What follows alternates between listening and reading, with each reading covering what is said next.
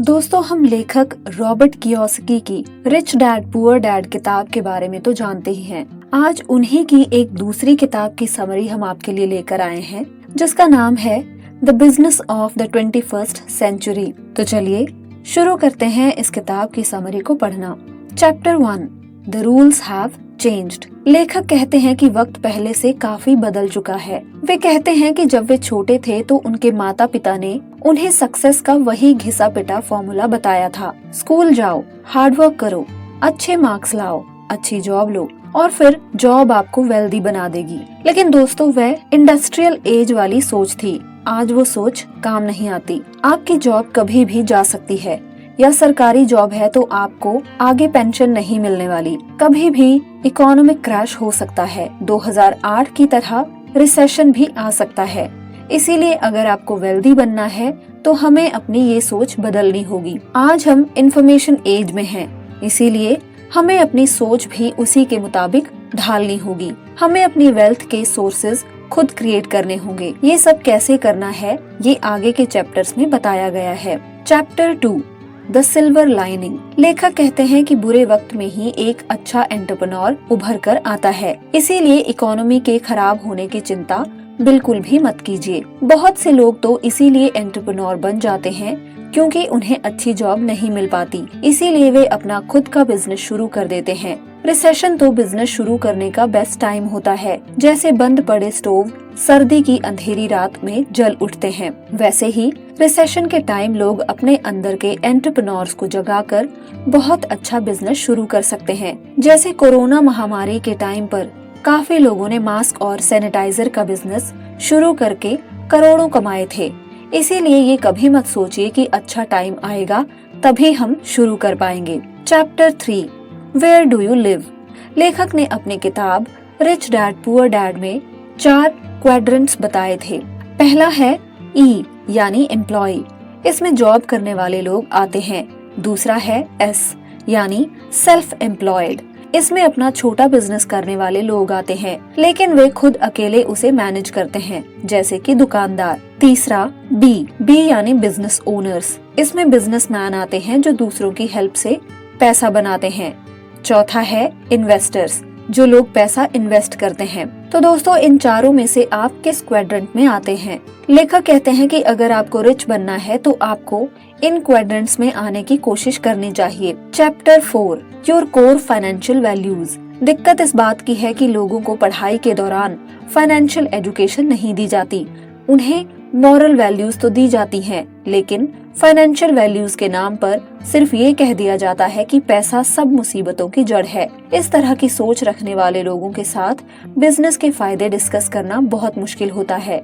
इसीलिए अपने अंदर फाइनेंशियल वैल्यू डेवलप कीजिए, मतलब कभी भी पैसे को क्रिटिसाइज ना करें। लॉ ऑफ अट्रैक्शन भी यही कहता है, अगर आप पैसे की निंदा करेंगे तो पैसा आपकी निंदा करेगा और वह आपकी तरफ नहीं आएगा। दोस्तों, पैसा कभी बुरा नहीं होता। हाँ, इंसान अच्छा बुरा हो सकता है। कुछ लोग ज्यादा पैसा होने पर चैरिटी भी ज्यादा ही करते हैं, देश को टैक्स ज्यादा देते हैं, इसीलिए पैसे को लेकर थोड़ा बड़ा सोचे। Chapter 5, the mindset of an entrepreneur. एक अच्छा एंटरप्रेन्योर बनने के लिए कैसा माइंडसेट होना चाहिए? वर्ल्ड के कुछ फेमस एंटरप्रेन्योर्स जैसे Jeff Bezos, Richard Branson, Donald Trump, Steve jobs, Rupert Ted Turner, ये सब कभी भी मीडिया की अटेंशन नहीं चाहते। वे शांति से अपना जीवन जीते हैं। वे दिखावे में यकीन भी नहीं करते। एक अच्छा एंटरप्रेन्योर बनने के लिए किसी मैजिक की जरूरत नहीं होती, ना ही एजुकेशन की। कॉलेज की डिग्री लेकर आप सिर्फ डॉक्टर या वकील आदि बन सकते हैं, एंटरप्रेन्योर नहीं। एंटरप्रेन्योर बनने के लिए आपको सिर्फ शुरू कर देना काफी होता है। लेखक कहते हैं कि उनके पड़ोस में एक टीनेजर लड़की अपने क्लासमेट्स को लेकर बेबी सिटिंग का बिजनेस चलाती है। उसे एंटरप्रेन्योर कहा जा सकता है। एक लड़का स्कूल के बाद होममेड कुकीज बेचने का बिजनेस करता है, वह भी एंटरप्रेन्योर का एक एग्जाम्पल है। एंटरप्रेन्योर इस बात की परवाह नहीं करते कि लोग क्या कहेंगे, लेकिन हमारे देश में करियर भी रिश्तेदारों और पड़ोसियों को ध्यान में रखते हुए चुना जाता है। तभी जॉब्स की इतनी किल्लत है और एंटरप्रेन्योर्स की इतनी कमी। Chapter 6, take control of your life. अपनी जिंदगी का कंट्रोल अपने हाथों में लीजिए। बहुत से लोगों ने ये कंट्रोल समाज और बॉस को दे रखा है, लेकिन आप अपने बॉस खुद बनिए। कुछ भी बिजनेस शुरू करना है तो ये बिल्कुल भी मत सोचिए कि लोग क्या कहेंगे। अगर आप सफल हो गए तो एक दिन इतनी चैरिटी कर सकोगे कि लोग आपका मुंह ताकते रह जाएंगे। लेखक कहते हैं कि हार्ड वर्क किसी को रिच नहीं बनाता, इसीलिए हमें स्कूल और कॉलेज में जो सिखाया गया है कि हार्ड वर्क करके ही आप अमीर बन सकते हैं, ये बिल्कुल गलत है। इस सोच को दिमाग से निकाल दीजिए। इसकी जगह स्मार्ट वर्क कीजिए। जितना टाइम कोई अपनी जॉब को देता है, बिजनेस में इतना नहीं देना पड़ता। अगर आप एकदम जॉब नहीं छोड़ सकते तो पार्ट टाइम बिजनेस शुरू कर सकते हैं। Chapter 7 my years in the business. लेखक कहते हैं कि जब उन्होंने बिजनेस की शुरुआत की थी तो बहुत दिक्कतें आई थी। उन्हें 4-5 साल तक एक भी पैसा नहीं बना था। वे बहुत हम्बल तरीके से रहा करते थे। बहुत बार फेलियर्स का सामना भी करना पड़ा था, लेकिन ये सब तो इस प्रोसेस का एक पार्ट है। जैसे साइकिल सीखते वक्त गिरते सब हैं, उसी तरह बिजनेस में फेल होना भी नॉर्मल है। लेकिन फेलियर से सबक लेकर जो जुटा रहता है वही एक दिन सक्सेसफुल बनता है। रॉबर्ट कियोसाकी ने भी यही किया था। आगे चलकर उन्होंने बहुत से सक्सेसफुल बिजनेस शुरू किए, जैसे कि real estate, consultancy, mining etcetera. Chapter 8 income from assets. आप सिर्फ जॉब की इनकम पाकर वेल्दी नहीं बन सकते, उसमें बहुत टाइम लग जाता है। साथ ही जॉब कभी आपको फ्री नहीं रहने देती, आपको हर वक्त काम करना ही पड़ेगा। इसीलिए जॉब के साथ साथ एसेट्स भी क्रिएट करने की कोशिश करें। ऐसे एसेट्स बनाएं जो अपने आप ही पैसा बनाते रहें। जैसे आप पैसे को एफडी या म्यूचुअल फंड्स में लगाते हो तो वह अपने आप ही इंटरेस्ट जनरेट करने लगता है। अगर आप लेखक हैं तो कोई किताब भी आप लिख सकते हैं जिसकी रॉयल्टी आप जिंदगी भर ले सकते हैं। आप अपना YouTube चैनल भी शुरू कर सकते हैं। जब आप सोए होंगे तब भी वह आपके लिए पैसे बनाता रहेगा। तो इसी तरह से अपने टैलेंट के आधार पर आप कोई एसेट भी क्रिएट कर सकते हैं। Chapter 9 develop your mental assets. दोस्तों, इस चैप्टर में लेखक ने 8 ऐसे एसेट्स बताए हैं जो आप अपने अंदर डेवलप कर सकते हैं। इनसे आपकी पर्सनालिटी एक एंटरप्रेन्योर जैसी बन जाएगी। ये मेंटल एसेट्स फिर आपको फिजिकल और फाइनेंशियल एसेट्स क्रिएट करने में मदद करेंगे। तो आइए जानते हैं इन 8 एसेट्स के बारे में। पहला एसेट है बिजनेस एजुकेशन। सबसे पहले आपको बिजनेस या फाइनेंस की एजुकेशन लेनी पड़ेगी। ये सब हमें स्कूल और कॉलेज में नहीं सिखाया जाता, लेकिन थैंकफुली ऐसी किताबें मौजूद हैं जिन्हें पढ़कर हम फाइनेंस के बारे में खुद को एजुकेट कर सकते हैं। Asset number 2 personal development. जब आप ऐसी चीज करते हैं जिसे करके आपको खुशी मिलती है तो आपके आसपास के लोग भी आपकी मदद करने लगते हैं, क्योंकि उन्हें आपका एंथुजियाज्म साफ दिखता है। आप अपनी पर्सनल डेवलपमेंट पर पूरा ध्यान दें, सबसे इज्जत से बात करें और उनकी बातों पर हमेशा ध्यान दें। हमेशा सबकी हेल्प करें, क्योंकि जैसे आप बीज बोएंगे वैसे ही आपको फल भी मिलेंगे। यही मान सम्मान और हेल्प आपकी तरफ वापस आएगी और बिजनेस की सफलता के लिए ये सब बहुत जरूरी है। इसीलिए लोगों के साथ अच्छे से कम्युनिकेट करें, इसे बहुत बड़ा स्किल माना जाता है। Asset number 3 a circle of like minded friends. ऐसे लोगों को दोस्त बनाएं जिनकी सोच आपके साथ मिलती जुलती हो, जिनके ड्रीम्स और गोल्स भी आप ही के जैसे हों, क्योंकि यही लोग आपकी बात को समझ पाएंगे। इन्हें आपके दुख तकलीफ का भी एहसास होगा और आपको वैल्यूएबल एडवाइस भी दे पाएंगे। इससे कभी भी ईगो क्लैशेस नहीं होंगे और सब लोग एक टीम की तरह आगे बढ़ते जाएंगे और जीतते रहेंगे। Asset number 4 the power of your own network. जितने भी अमीर लोग होते हैं उनके पास बहुत ही स्ट्रॉन्ग नेटवर्क होता है, जिसमें बहुत सारे स्किल्ड लोग होते हैं। Amazon कंपनी का एग्जाम्पल ले लेते हैं। उनके पास कोई प्रोडक्ट नहीं है, बल्कि बहुत बड़ा नेटवर्क है। वे तो दूसरों के प्रोडक्ट बेचते हैं। उन्होंने अपनी वेबसाइट से सेलर और कस्टमर को कनेक्ट कर दिया है। यही उनकी ताकत है। इसीलिए आप भी दूसरे सक्सेसफुल लोगों के साथ अपना नेटवर्क बनाते रहें। एसेट नंबर 5 अ स्केलेबल बिजनेस। हमेशा ऐसा बिजनेस लगाने की सोचें जिसे आप स्केल अप कर सकें, यानी आगे बढ़ा सकें। कुछ लोग दुकान या शोरूम खोल लेने को ही बिजनेस बोलते हैं, लेकिन इससे कोई भी वेल्दी नहीं बन सकता। इसके अपोजिट आप देखिए कि KFC कभी केंटुकी शहर में शुरू हुआ था, लेकिन आज वो दुनिया के हर देश में मिल जाएगा। तो स्केल अप फैक्टर को ध्यान में रखें। Asset number 6 leadership skills. अपने अंदर लीडर के गुण लाएं। कोई भी आपको लीडर अपॉइंट नहीं करेगा, बल्कि आपको खुद ही आगे आना होगा, काम की जिम्मेदारी लेनी होगी और उसके कंप्लीट होने तक उसमें जुटे रहना होगा। आपको अपने अंडर जो लोग हैं उन्हें मॉनिटर, गाइड और कंट्रोल करना सीखना होगा, वो भी सिंपैथी और दृढ़ता के साथ। लेकिन लीडर बनने का मतलब डिक्टेटर बनना नहीं होता। कभी भी ऑर्डर देने वाला लीडर ना बने, बल्कि खुद काम में जुटें। अच्छा लीडर किसी बिजनेस को आगे ले जा सकता है।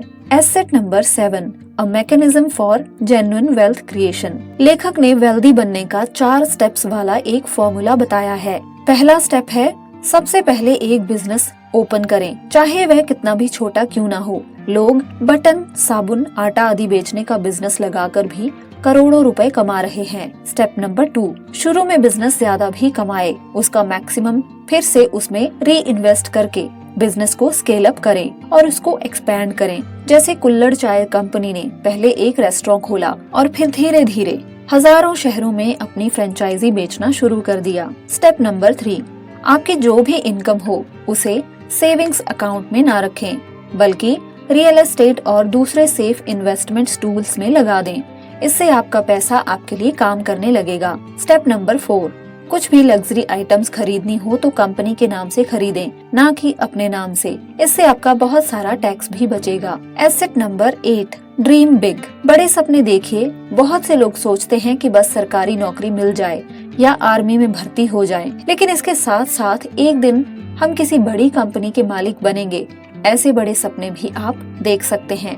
इसीलिए सपनों का आकार बड़ा कीजिए। Chapter number 10, a business where woman excel. जिस देश की महिलाएं भी बिजनेस शुरू करती हैं, वह बहुत तरक्की करता है।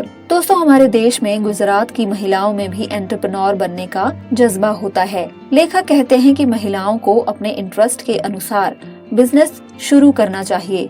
ऐसे बिजनेस जहां सपोर्ट, कोचिंग या सहानुभूति आदि की जरूरत होती है, उनमें महिलाएं बहुत सक्सेसफुल होती हैं। बहुत सी महिलाएं रिलेशनशिप या पेरेंटिंग ब्लॉग से करोड़ों रुपए कमा रही हैं। Chapter number 11, choose wisely. कई बार हमारे सामने बहुत सारे ऑप्शंस आ जाते हैं। उस समय आपको अच्छे से सोच विचार करके सबसे अच्छा ऑप्शन चुनना चाहिए। कुछ लोग स्टॉक मार्केट में अपना पैसा डुबो देते हैं क्योंकि वे समझदारी से स्टॉक नहीं चुनते। कुछ लोग सारा पैसा पेनी स्टॉक में लगा देते हैं और कुछ ऐसी कंपनी में जिसका उन्हें कोई ज्ञान नहीं होता। ऐसे में पैसा तो डूबेगा ही। अच्छी किताबें पढ़कर आप नया ज्ञान हासिल कर सकते हैं। इससे आपकी विजडम बहुत ज्यादा बढ़ जाएगी। इसलिए टीवी और सोशल मीडिया पर ज्यादा टाइम वेस्ट करने की बजाय अच्छी किताबें पढ़ने की आदत डालिए। आपकी जिंदगी में पॉजिटिव बदलाव जरूर आएगा। Chapter number 12, what it takes. आखिर रिच और सफल होने के लिए क्या चाहिए?